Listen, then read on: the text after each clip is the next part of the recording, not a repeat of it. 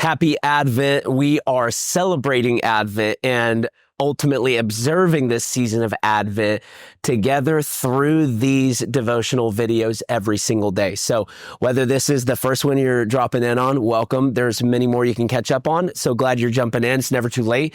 Or if you've been tracking along this whole time, so glad you are here. Advent is, again, a season where Christians historically have taken time in the entire Christmas season, every single day, to ponder and really anticipate. I keep using that word, anticipate the birth of Christ. It's funny to anticipate something we know already happened, which is why sometimes we don't take time to anticipate it.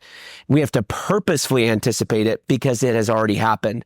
So one of the ways that we are being purposeful in that is we are going back into the Old Testament and looking at some of the prophecies. That's what we're doing this week. We're looking at some of the prophecies that point to the Messiah, that pointed to how he would be born, when he would be born. Yesterday we saw where he would be born, and then really ultimately why, what he would do, right? Like, what's the whole purpose? We're looking at these prophecies found in the Old Testament that can give us something to hold on to in this Christmas season. It gave the people who heard them and the people who studied these Old Testament books something to cling to. And if it didn't, it should have. But it can now give us something to cling to, knowing the hope we have in Jesus is a real hope. This is not something that was just handed down to us by our parents. How fortunate are we that we were born in, if you're in America, you were born into a nation where predominantly the true God is lifted up. If a God is lifted up, it's the one true God. How fortunate are you that you were not born in some other nation, some other country where other gods really rose to the top of the surface, and then God had to whack all those down through his spirit and through revealing himself through his written word and through creation to finally you recognize that Yahweh is God. You and I as Americans are so fortunate that we grew up this close to the truth, even if our literal family rejected it. There's a church, I promise you, within 5 miles from you that is preaching the Bible. And we are so fortunate that we get to go back and look that Jesus has always been the way, he's always been the truth, and he's always been the life. And today I want us to jump a little bit back. We're kind of going all over the place a little bit here. But I want us to go back to Genesis. We're going to look at chapter 49, and we're going to look at one verse, and it's verse 10. Genesis 49, verse 10.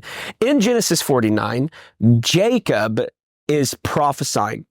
Genesis 49 opens up with Jacob saying, hey, let me tell you some things that are about to happen. Let me tell you what's to come.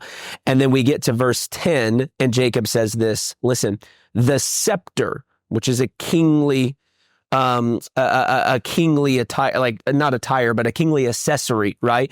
The scepter shall not depart from Judah, nor the ruler's staff from between his feet, until tribute comes to him, and to him shall be the obedience of the peoples. Woo. The scepter shall not depart from Judah, nor the ruler's staff from between his feet, until tribute comes to him, and to him shall be the obedience of all the people. Now, let me break this down. Jacob is prophesying about Judah. Judah was one of his many sons. The sons of Jacob became known as the 12 tribes of Israel. One of the most famous tribes is, without a doubt, the tribe of Judah.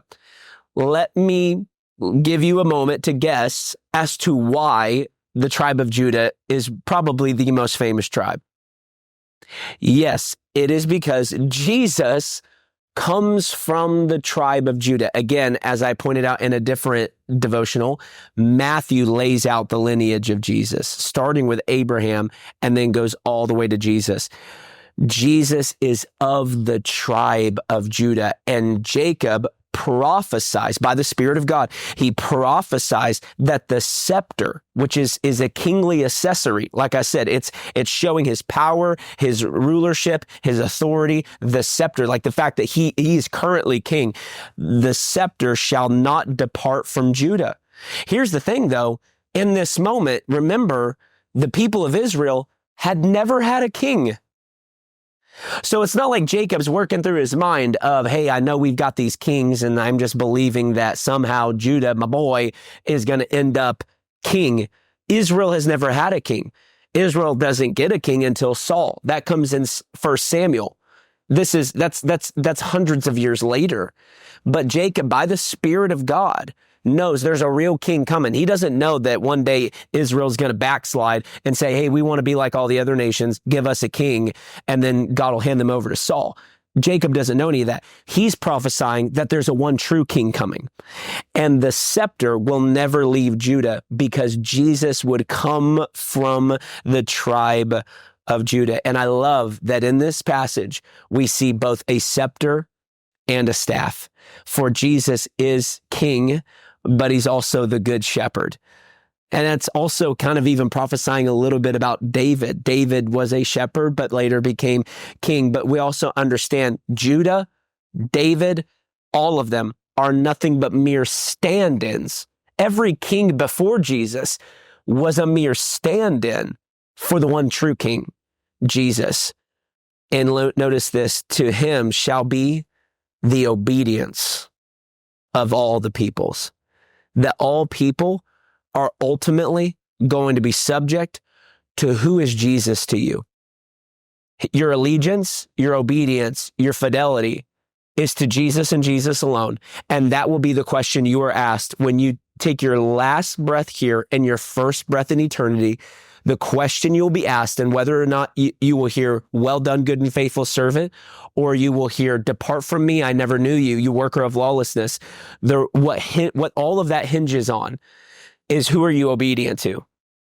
Does Jesus hold the scepter in your life? He is still holding the scepter of the tribe of Judah. It's never going to leave. But does he hold the scepter of your life? Is he your king? Is he your shepherd? Are you obedient to him? And in this Christmas season, we're reminded of how good he is, of how meek he is, of how mild he is, of how he came as a lowly child, and not just a lowly child, but as low as a child can come. He literally was placed in a manger. I mean, you can't get more meek and mild than that. That's why Jesus is worthy of our obedience. He's not this domineering, dictator off in the sky. No, he's a God who's done everything for you except put your faith in him for you. And this Christmas season, we're reminded of why that's such an easy choice, because the scepter's never leaving his hand, so his scepter can tell me what to do. Let's lean into him this Christmas season.